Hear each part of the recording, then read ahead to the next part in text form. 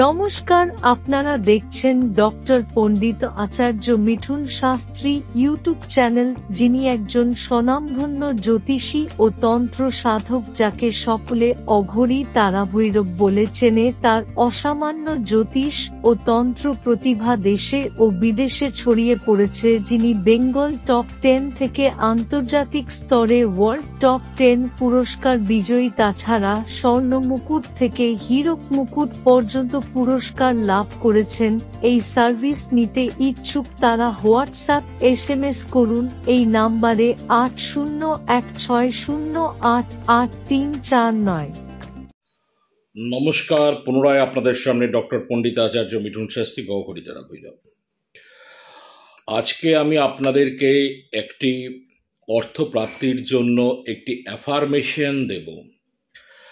সেই অ্যাফার্মেশনটা আপনারা যদি কন্টিনিউ 11 দিন 41 বার করে উচ্চারণ করেন, তাহলে অচিরেই দেখবেন অর্থপ্রাপ্তির ক্ষেত্রে একটি রাস্তা কিন্তু আপনার খুলে যাবে এবং অর্থপ্রাপ্তির জায়গাটা কিন্তু হবে।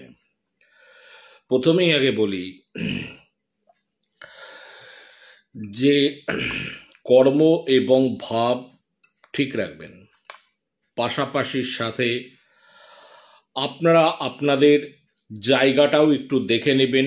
যখন রেমেডিস করবেন বা টোটকাস করবেন, যে কোনো কিছু করবেন, তখন সেই সময় যেন পরিবেশটা এবং সম্পূর্ণ আশেপাশে যেই জায়গাটায় আপনি বসে করবেন বা যেই জায়গাটায় রিচুয়ালসটা করবেন, সেই জায়গাটা যেন পজিটিভ বাতায়নের মধ্যে থাকে। কোনো যেন চিৎকার চেঁচামেচি এইসবের মধ্যে জন্য এগুলো করবেন না, তাহলে কিন্তু এফেক্টেড রেজাল্ট পাবেন না। আমি বিগত কিছুদিন আগে কিছু টোটকা দিয়েছিলাম, সেই টোটকার কিন্তু অসাধারণ রেজাল্ট পেয়েছে এবং একজন খুব বড় মাপের লটারি পর্যন্ত পেয়েছে। এই ঘটনা কিন্তু আছে, কিন্তু এটা প্রকাশ করা যায়নি, সে গোপন রাখতে বলেছে বলে। তো সেইখানে আজকে যেটা আমি দেব সেটা হলো সম্পূর্ণ মানি অ্যাফার্মেশন। ওকে, তো 41 দিন আপনারা উচ্চারণ করবে, 41 দিন না, 41 বার করে আপনারা উচ্চারণ করুন। 11 দিন করুন, ভালো মতো শুনে নিন। 41 বার করে উচ্চারণ করুন এবং 11 দিন করবেন, তারপর করবেন না। তারপর কিছুদিনের মধ্যে অর্থপ্রাপ্তির জায়গাটা আপনারা দেখতে পাবেন। আমার আগেরটা হয়তো একটু ভুল হয়েছিল বলতে নাকি, সেটা একটু দেখে নেবেন। কিন্তু 41 বার করে উচ্চারণ হবে এবং 11 দিন হবে।